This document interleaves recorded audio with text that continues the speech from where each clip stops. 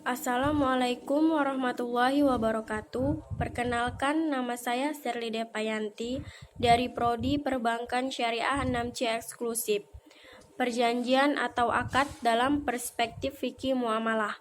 A. Perjanjian atau akad. Kata akad berasal dari bahasa Arabal atau dalam bentuk jamak disebut al-uqud, yang berarti ikatan atau tali simpul.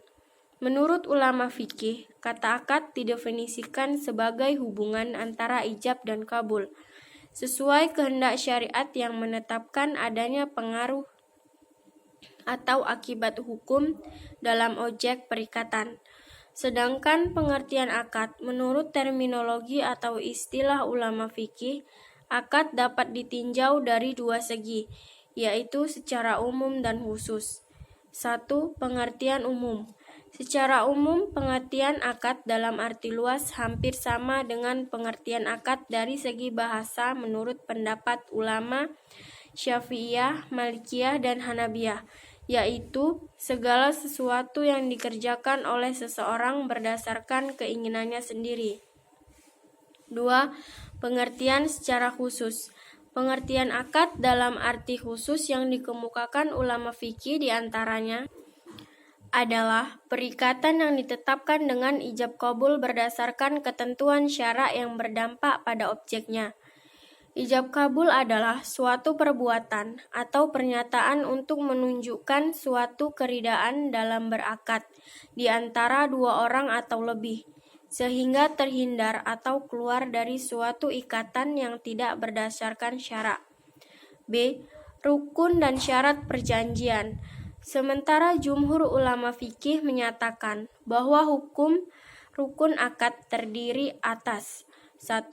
Pernyataan untuk mengikatkan diri. 2. Pihak-pihak yang berakad. 3. Objek akad. Adapun syarat-syarat umum suatu akad adalah A. Pihak-pihak yang melakukan akad itu telah cukup bertindak hukum atau mukalaf, atau jika objek akad itu merupakan milik orang yang tidak atau belum cukup bertindak hukum, maka harus dilakukan oleh walinya. B. Objek akad itu diakui oleh syarak. C. Akad itu tidak dilarang oleh nas, ayat, atau hadis yang memenuhi syarak. D. Akad yang dilakukan itu memenuhi syarat-syarat khusus yang terkait dengan akad itu. E. Akad itu haruslah bermanfaat. F. Pernyataan ijab tetap utuh dan sahih sampai terjadinya kabul. G. Ijab dan kabul dilakukan dalam suatu majelis. H. Tujuan akad itu diakui syarak. C. Perjanjian kerja atau ijarah. Ijarah dapat disimpulkan bahwa dalam menerjemahkan ijarah tersebut janganlah diartikan menyewa sesuatu barang untuk diambil manfaatnya saja, tetapi harus dipahami dalam arti luas. Dalam arti luas, ijarah bermakna suatu akad yang berisi penukaran manfaat sesuatu dengan jalan memberikan imbalan dalam jumlah tertentu yang dalam hal ini dapat dikategorikan ke dalam bentuk kerja. D. Rukun dan syarat perjanjian kerja atau ijarah. 1. Rukun perjanjian kerja atau ijarah. Ijarah dalam Islam akan dianggap sah apabila telah memenuhi rukun-rukunnya dan penulis telah menyimpulkan bahwa rukun ijarah adalah sebagaimana yang termasuk dalam rukun jual beli sebagai berikut. A. Adanya ijab dan kabul. Ijab dan kabul adalah suatu ungkapan antara dua orang yang menyawakan suatu barang atau benda. B. Adanya dua pihak yang mengadakan akad. Rukun yang kedua ini adalah adanya perjanjian ijarah, yaitu adanya akad atau orang yang melakukan akad. C. Adanya objek atau ma'qud alaih. Rukun yang ketiga adalah harus ada barang yang dijadikan objek untuk akad. Ma'qud alaih dijadikan rukun karena kedua belah pihak agar mengetahui wujud barangnya, sifat, keadaannya, serta harganya. Barang tersebut, andainya barang itu tidak dapat digunakan sebagaimana yang diperjanjikan, maka perjanjian sewa-menyewa itu dapat dibatalkan.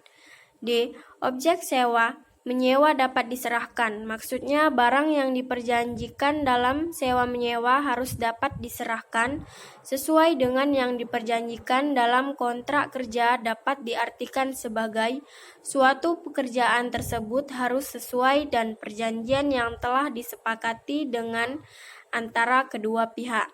E. Kemanfaatan objek yang diperjanjikan adalah yang diperbolehkan dalam agama. Perjanjian sewa-menyewa barang yang kemanfaatannya tidak boleh oleh ketentuan hukum agama adalah tidak sah dan wajib untuk ditinggalkan. Tidak sah dan wajib untuk ditinggalkan dalam hal ini kontrak kerja, semisal orang menyewakan seseorang untuk membunuh seseorang secara aniaya, itu akan menjadikan ijarah batal, karena upaya yang diberikan adalah menggantikan dari yang diharamkan dan masuk ke dalam yang diharamkan, kategori memakan uang hasil pekerjaan yang dilarang oleh agama. Ijarah yang bersifat pekerjaan adalah dengan cara mempekerjakan seseorang untuk melakukan suatu pekerjaan. Ijarah semacam ini diperbolehkan seperti buruh, bangunan, tukang jahit, dan lain-lain, yaitu ijarah yang bersifat pribadi juga dapat dibenarkan seperti menggaji pembantu rumah tangga, tukang kebun, dan satpam. Masalah upah adalah masalah yang sangat penting yang mempunyai dampak yang sangat luas. Upah atau gaji adalah hak pemenuhan ekonomi bagi pekerja yang menjadi kewajiban dan tidak boleh diabaikan oleh para majikan atau pihak yang mempekerjakan.